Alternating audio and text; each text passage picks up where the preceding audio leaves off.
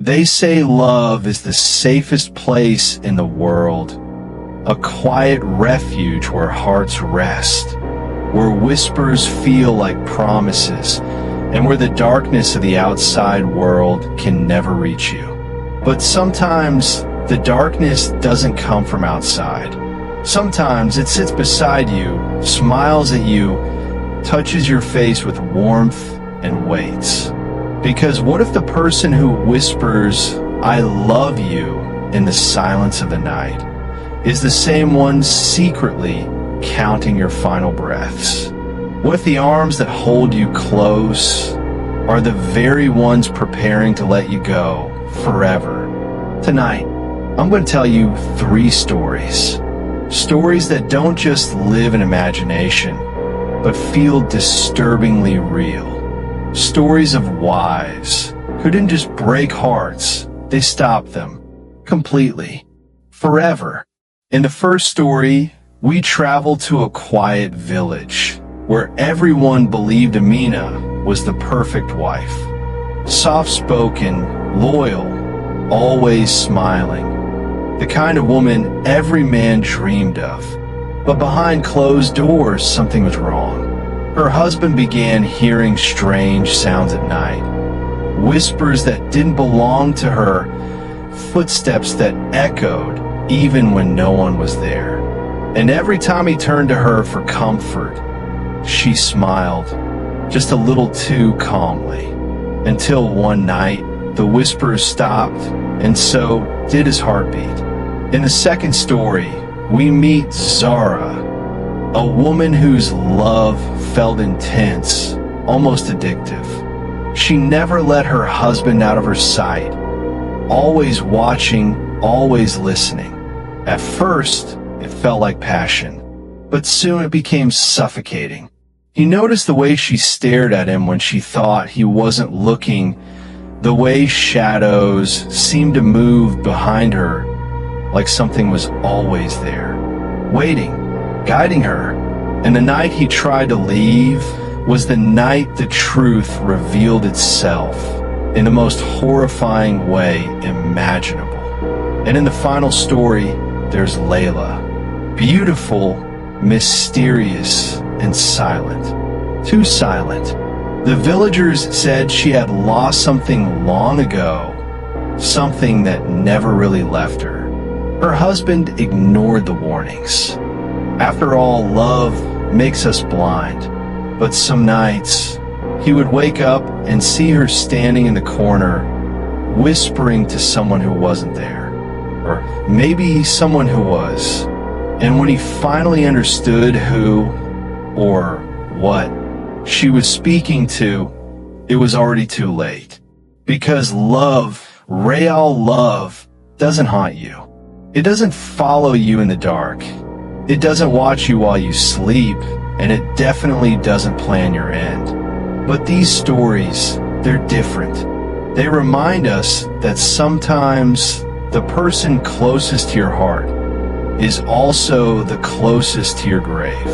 So as you listen, ask yourself one simple question. How well do you really know the person you love? Because tonight, the scariest thing isn't the ghosts in the shadows. It's the one sitting right next to you. It was a quiet town where nothing ever changed. A place where the sun dipped behind dusty hills, leaving the streets empty and hushed, and the shadows seemed to linger a little too long. In the middle of this sleepy village lived Sarah and her husband Daniel, a couple who looked perfect from the outside. Smiling faces, neat home, the kind of life that seemed untouched by darkness. But something rotten simmered behind closed doors.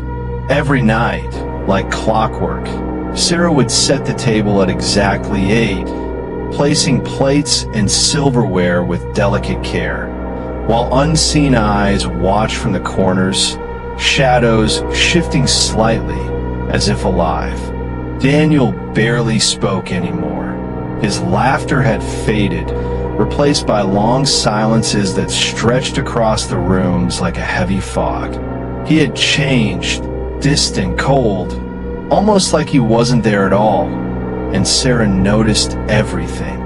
The late-night phone calls whispered in the dark, the unfamiliar perfume lingering on his shirts, the subtle tremor in his hands as if another presence guided him. Yet she never asked a question, never confronted him, just smiled softly and cooked his favorite meals, her movements precise, almost ritualistic, as if each act of care masked a darker intent. One night, a storm raged outside, lightning slicing the sky and rain hammering the windows.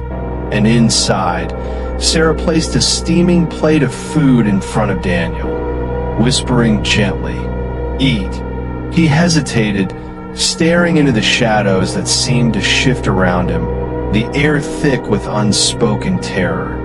Yet he obeyed, taking a bite, and that simple act set in motion a night of horror.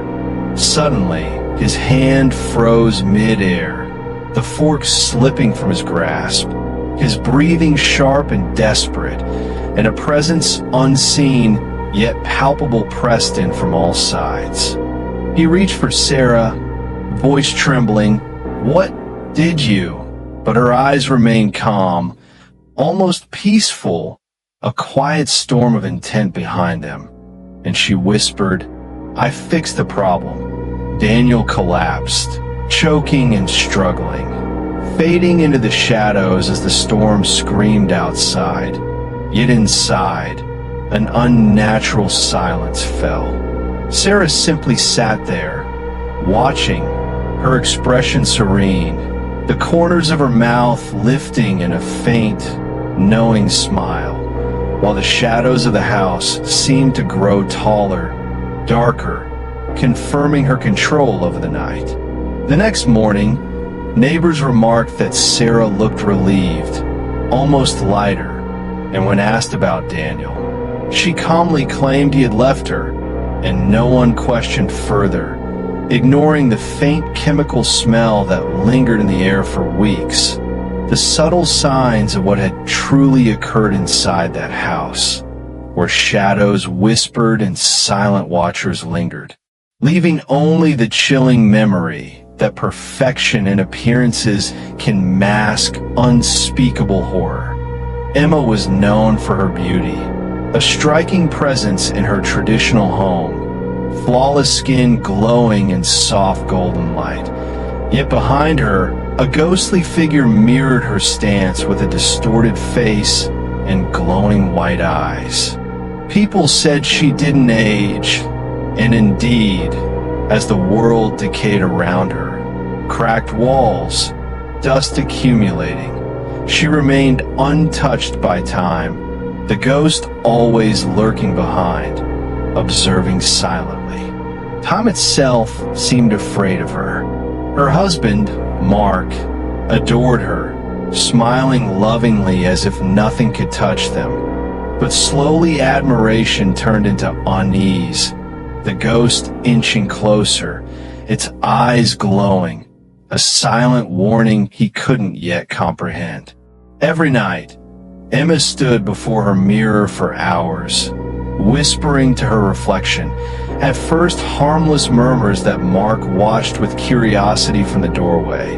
But soon, one night, he heard a second voice, darker and deeper, not his wife's, echoing in the room. The reflection smiled when she did not, lips stretching unnaturally, and shadows twisted unervingly around her. Mark's chest tightened. The air grew cold, frost forming along the mirror's edges, the ghost looming larger with every heartbeat. Determined, Mark grabbed a hammer, whispering, "I'm saving you." But the ghost seemed to mock him, guiding his hand, and as he swung, the mirror exploded in a violent shatter, shards flying, and through the cracks, the ghost stepped out fully, towering and menacing, a silent laugh echoing in the misty room, glowing eyes piercing the dim light. By morning, The police found Mark's lifeless body, eyes wide, face frozen in terror, while the ghost lingered above him, replacing Emma's presence. And Emma? She stood before a brand new mirror, smiling softly, yet the reflection told a different story, sinister, mocking, alive with a ghostly grin, confirming the nightmare was far from over. This story is different because this one was recorded. A man named Alex called the police one night, his voice trembling, broken, barely steady enough to speak, whispering, "I think my wife is trying to kill me." They asked him to stay on the line, and what they heard next still haunts them. Emma is in the kitchen. She's humming. A lullaby, soft but wrong. "I locked the door," Alex said, pressing his back against it, fear in his eyes. Yet he knew she knows he's here. Then silence. Footsteps. Slow, deliberate. "Alex," a voice called, soft, chilling. "Why are you hiding?" The door handle moved. Click. She has a knife and footsteps inside the room. Then silence again. "You shouldn't have listened to them," she whispered, her face half human, half ghost, eyes glowing, and Alex screamed, the sound piercing, echoing, before turning into laughter, but wrong. His laughter, empty, hollow, alien, yet strangely familiar, as if the very essence of him had shifted. And Emma was gone. Sometimes the person you trust the most is the one you should fear the most. If this story made your heart race, felt your skin crawl, and left you glancing over your shoulder, then you already know the shadows are watching. Can you feel it? The cold, creeping presence just beyond sight. The whisper brushing past your ear when the room is silent. Every heartbeat echoes in the darkness as the something unseen inches closer, its glowing eyes locked on you, daring you to turn and look. Now, don't let it fade. Hit subscribe and write Midnight Call in the comments, because acknowledging it is the only way to survive its gaze. Imagine the ghost, barely visible, reaching toward you, merging with the space around you, leaving you trapped in a chilling anticipation. The air grows heavier, each breath a reminder that once you hear it, once you invite it in, even with just a word typed in the night, the darkness becomes permanent. It lingers, wrapping around you, whispering secrets you weren't meant to know. Your own shadow stretches, warping as the presence intertwines with you until there is no escape. And as the final heartbeat fades, you realize the darkness never leaves. It follows, it waits, it watches. Even when your eyes close, even when the screen goes black, its gaze remains, glowing, patient, eternal. So remember, the next time you hear a whisper or feel a chill that has no source, it's calling your name, and it will not stop until you acknowledge it, until you let the story live inside you, haunting you long after the lights come back on.